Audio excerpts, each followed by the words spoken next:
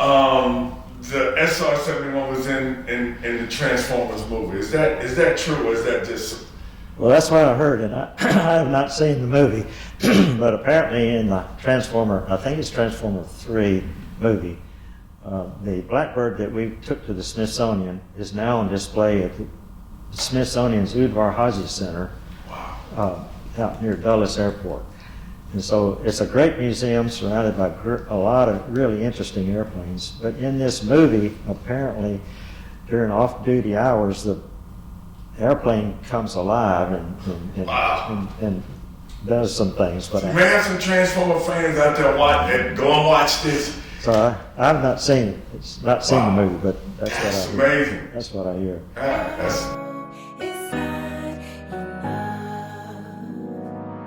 And so when we would go through a target area, he'd turn the cameras on, and all those cameras were automatic and would take pictures of the locations. But I wanted to be able to show people what I could see from the cockpit, so I had a pocket camera in my pressure suit that I bought at Kmart. That's before we got a Walmart. And at those altitudes, we were flying up near 80,000 feet. But it's all been declassified now, so I can tell you the max altitude was 85,000 feet. 85,000. And the maximum speed was Mach 3.3, which is almost 2,200 miles an hour. But normally, we're not allowed to fly faster than Mach 3.2, which is 3.2 times the speed of sound. And now the speed of sound where we were flying was a little bit slower than the speed of sound here because it's colder and the air molecules are bouncing around slower, so the speed of sound is a little bit slower.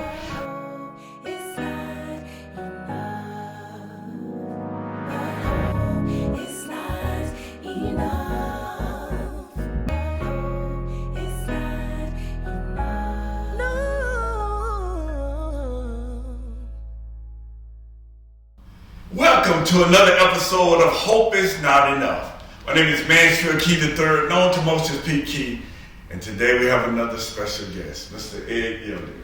Now, I've had a lot of people on this podcast, but I don't think I've ever had someone of your caliber. Like when I started reading about you and reading about the SR-71 Blackbird, have you ever really taken the time to think about, I don't want to say what you accomplished because you're very humble, but what really happened? Like when you fly across, fastest time, highest height, talk a little bit about that. Well, first of all, thanks for having me. I sure appreciate your interest, and I really admire what you do with your program. Well, I'm pretty much an ordinary guy. I just had some. Yeah, that's what you say, but me and the others probably say different. I just had some great opportunities, and flying the Blackbird was a dream come true, for sure. Now, when you were a kid, did you think like one day I'm gonna be a pilot? But at what point did that light come on? You grew up in a small town, you know. I mean, you're 10 Auburn, if correct. And then when did the light come on? When did you say, hey, I think I want to get up and fly a plane. I want to be a pilot? Well, I didn't know any pilots when I was growing up. But I'd look up in the sky and see an airplane flying by, and man, I'd love to do that someday. You know, I knew I'd like to fly, but I didn't know for sure that I would make my living at it until I got a little older.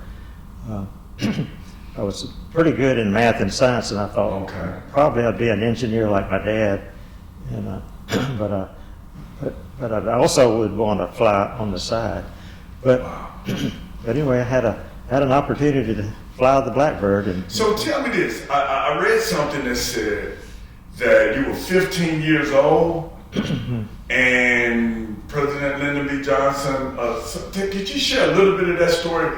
It had just been made. Share that a little bit.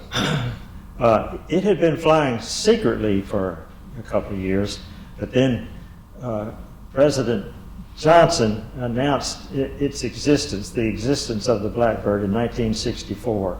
I was 15 years old, and I thought, man, I'd like to fly that plane someday. And so it really was a dream come true. So did you have people believing that you were one day to be a pilot? Did your mom and dad just say, hey, I want to be a pilot? Or, you know, of course you probably didn't know that you were going to change the world and go in the record books and all of that, but just becoming a pilot. Well, I was really blessed with a wonderful mom and dad, and Dad was a great example for me. He was an TVA engineer, and he always had a project going. And on Saturdays, I'd be helping Dad with his carpentry project or a mechanical project. Like we overhauled an engine one time, car engine, old car. And, so you always been hands-on. Always had a project, and then. But I was also real active in the Boy Scouts, and so they wanted me to do well in school, and so I worked hard in school and did my homework. And so were you an Eagle Scout? I wound up being an Eagle Scout. Okay. And I have to give my Scoutmaster a lot of credit for that, because he kept a fire lit under us, making us want to progress. But at the same time, he didn't push us so hard that he took all the fun out of it. So he made it both fun and made sure we were advancing. So when did that journey originally start? So when you first said, I'm going to be a pilot, that's the direction I'm going in. How old were you when you, of course at 15 you said you would like to fly the plane. Well, I was in high school and the space program was getting started, and I'd watch those space launches. Alan Shepard, the first man to go up into space in 1961. I was 12 years old, and the space program was getting started, and I thought, I might be able to be an astronaut someday. So you weren't dreaming, you just believed that, hey, I can do this, I can. Yeah, I thought maybe I could do it, yes. Wow. And so you go to Auburn, and then what happens after that?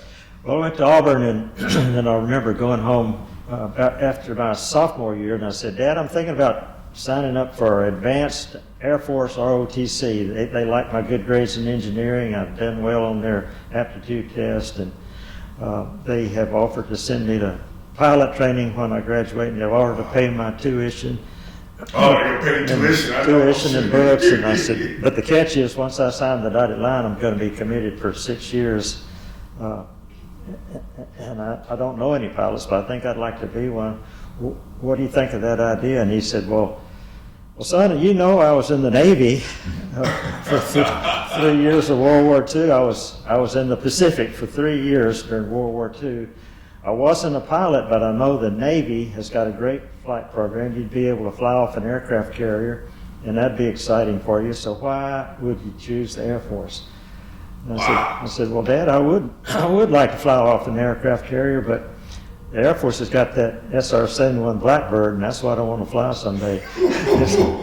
So you already knew that SR-71 was... He said, well, okay, that sounds like a good reason. So he supported me. So tell me, were there any fears that you had to overcome in preparing before you started becoming a pilot? Well, mainly I just wanted to make sure that I was going to perform well enough. And so I always tried to prepare for all my training and schoolwork and have good grades and be prepared and be ready. So what were the greatest challenges that you faced in the process? Well, going to pilot training, the training was really good and just had to be prepared each day for what you knew was going to be covered that day, both academics and actually in flying. So just being sure that I was going to prepare. So tell me a little bit about when you all fly, what was it, 2,000, 2,200? Okay. Before that happened, how many flights had you taken at that time? Okay. So when I graduated from pilot training, I had worked really hard, and I graduated near the top of my class. But again, I had a really good instructor. Okay. And I credit him a lot for my doing well. Brian Weatherly was his name, and I kept in contact with him ever after that until he died a few years ago with cancer. But so I was able to choose my assignment after pilot training, and they had a list of choices, and the choice that I made was the F4, the RF-4 Phantom, Okay. which its mission was taking pictures, high speed, low altitude photography during combat. Now, I never was in combat, but we trained hard to be ready for combat. So I was combat ready for 9 years in the Phantom. Gotcha.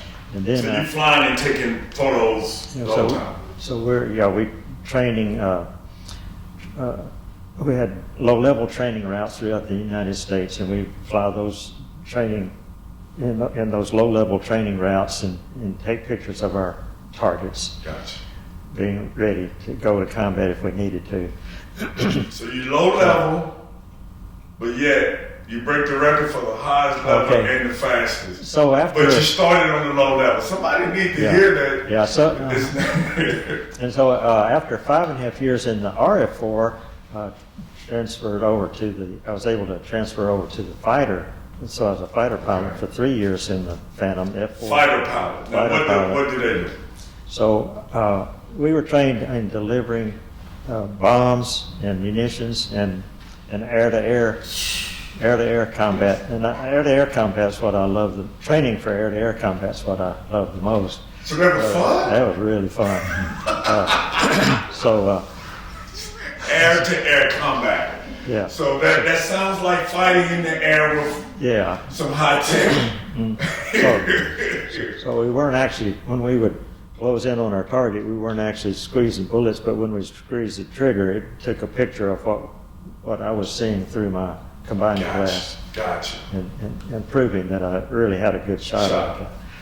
And so you're showing that, and then they look at that and examine that. And so we studied our tactics and air-to-air combat, intercepts and all that. So anyway, it's really interesting and enjoyable. So how did you transition from that to the SR-71? So the SR-71...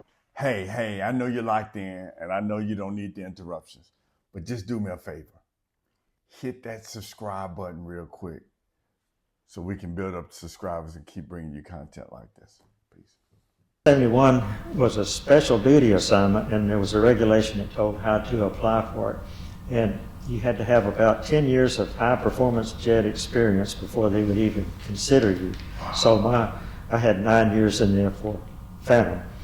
And so I sent my application in, and surprisingly, I was invited to come out for an interview. Because I had a good record on all my check rides and career. So I went out for the interview, and fortunately, I was hired. Gotcha. That's a good thing, though, right? That's a good thing. Mm-hmm. And then from that time to the day that you all broke the record, the day that, because basically you all were delivering the So I got assigned to the SR-71 Blackbird. Gotcha. And loved the job, and I was flying the airplane for 6 years before we were asked to fly that final mission with the speed record, and I'll tell you about that in a minute. But during those 6 years, we would fly out of Beale Air Force Base in California, or Okinawa, Japan, or Mildenhall, England. So from those three places, we would fly our worldwide reconnaissance missions. And our missions were taking pictures along the borders of countries that might start hostilities. And so we're taking, and those pictures were important for our leaders to help them make decisions. So we took a lot of pride in our job. We felt like we're doing something really important for our country. That's good. And so it was a good feeling to fly the world's highest flying airplane, and at the same time knowing we're doing something important for our country. I even read where you said that on one of the missions you had a Kmart Kodak camera. You got this high-tech camera on the plane, but our airplane, for these photos from the airplane, we had big telescopic cameras that were mounted inside the airplane, and they were turned on by the backseater. The backseater was a reconnaissance systems officer, a navigator, but he also was in charge of the cameras. And so when we would go through a target area, he'd turn the cameras on, and all those cameras were automatic and would take pictures of the locations. But I wanted to be able to show people what I could see from the cockpit. So I had a pocket camera in my pressure suit that I bought at Kmart. That's before we got a Walmart. And it was not a Kodak, it was a little Olympus camera. Okay. So you take the picture, and was that the one you had to turn? So I would just take a picture and show people what the horizon looked like. Wow. And at those altitudes, we were flying up near 80,000 feet. But it's all been declassified now, so I can tell you the max altitude was 85,000 feet. 85,000. And the maximum speed was Mach 3.3, which is almost 2,200 miles an hour. But normally we're not allowed to fly faster than Mach 3.2, So which is 3.2 times the speed of sound. And now the speed of sound where we were flying was a little bit slower than the speed of sound here because it's colder and the air molecules are bouncing around slower, so the speed of sound is a little bit slower. So where we were flying, the speed of sound was about 660 miles an hour. Wow. Down here, it's typically about 760 miles an hour. So 3.3 times 660 is almost 2,200 miles an hour. That's that math guy coming out. You know, So- I got my calculator over here. So at those altitudes, What was the heat like up there? yeah, okay. Let me tell you first, you could see a slight curvature on the Earth, and that curvature was definite. You could definitely see a curvature. But more noticeable than the curvature was how dark it was overhead because we were above 97% of the air molecules, and so it was almost black, just real dark blue. And you still flying through it. And then on the horizon, you could see a bright band of blue on the horizon because most of the atmosphere was below us. So you had the feeling of flying at the edge of space, even though we were a long way from any orbit. What do you do when you lose the passion, but you still have to show up to work every day because you need the paycheck? I mean, you have the degree, you have the skill set to do what you're gonna do, but sometimes we need that boost, right?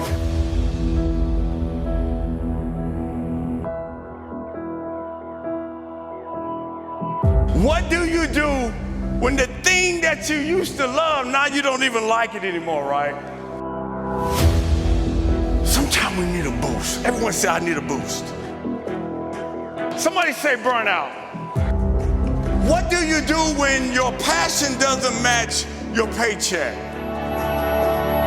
How do we build on the other side and make sure everybody get what they need, right? Come on, say, I can speak life and cause things to live before they come alive. Say this with me. If your presence doesn't add value, your absence won't make a difference.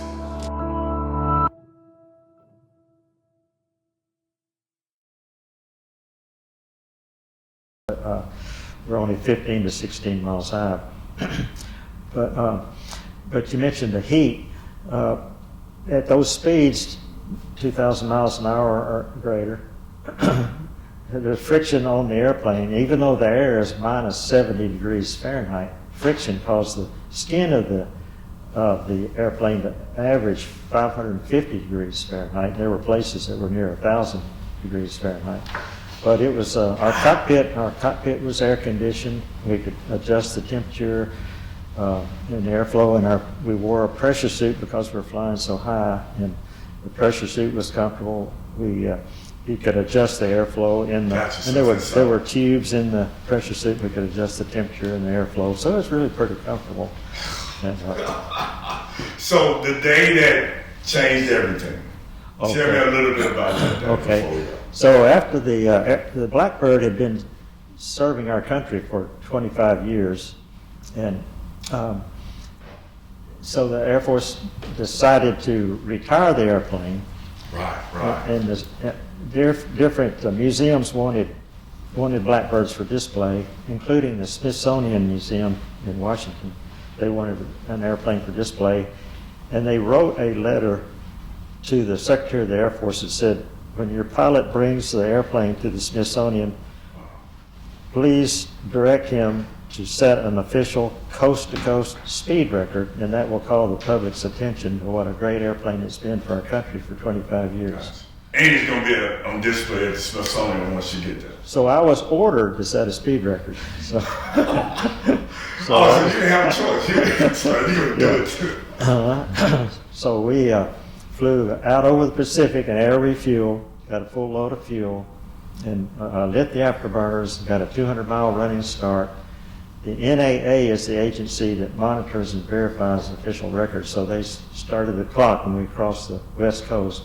Oh, and by the way, we didn't have enough fuel to cross both coastlines at top speed, and then turned around and landed at Dulles. So how did you get fuel? So we had to move our start toward the east a little bit. So we crossed the West Coast, accelerating through Mach 2.5, and then about 8 minutes later, we're at our top speed of Mach 3.3, and then at Washington, D.C., we had to come out of afterburner and start our descent, and we crossed the East Coast at about Mach 2.5, and then we turned around and landed at Dulles. So is this where you say you went through different sunsets and? Okay, I told you earlier about seeing multiple sunsets and sunrises, and that happened near the northern border of Russia. We had a lot of reconnaissance missions along the northern border of the Soviet Union at that time. And in December, the day-night line runs almost east and west along the Arctic Circle. So our mission just happened across the day-night line 6 times in less than an hour. So in less than an hour, I'd seen 3 sunsets and 3 sunrises. But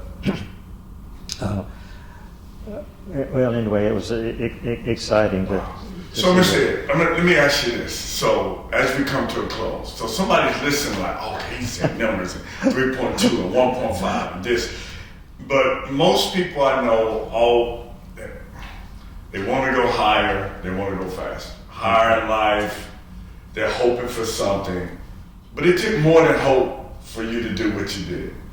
And a lot of people are hoping, like you said, when you were 15, you looked up and you heard Lyndon B. Johnson, and you said, I hope to fly that SR-71 one day. Mm-hmm. But it took more than hope. It took going to orbit. It took 10 years it took all of that. If you had to look and just tell someone who's watching from your perspective at the age that you are now, being recognized all over the world, and you're the only one other than your partner who's done this, flown the highest, the fastest, what would you say they need other than hope to be successful? Yeah. So I think it's important to have goals and think about the steps that you need to meet that goal, meet that next goal. And so it's important to have goals and then work toward those goals. And it takes study and hard work. But at the same time, you want to make sure that you enjoy the journey and develop your friendships along the way and make it fun while you're working hard. I think it's important to have fun while you're working hard.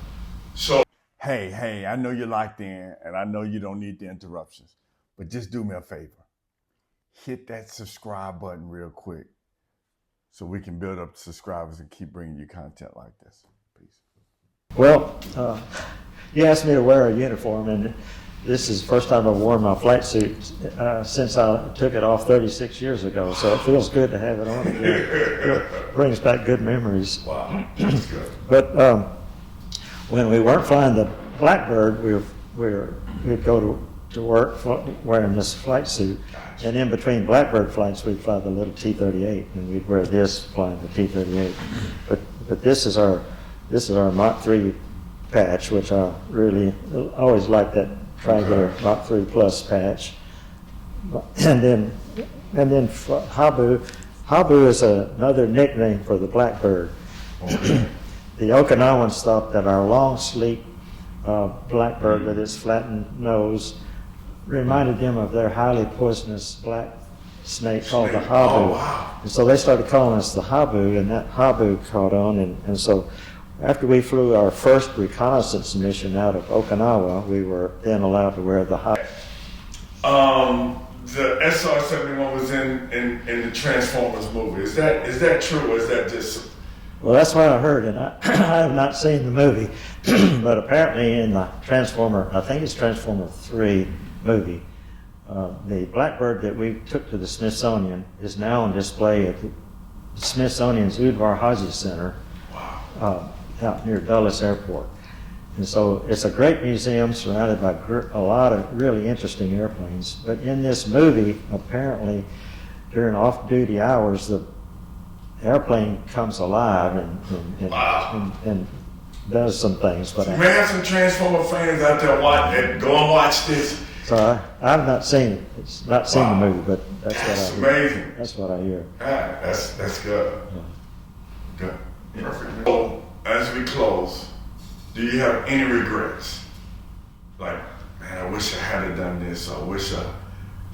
Oh yeah. If you could, just one.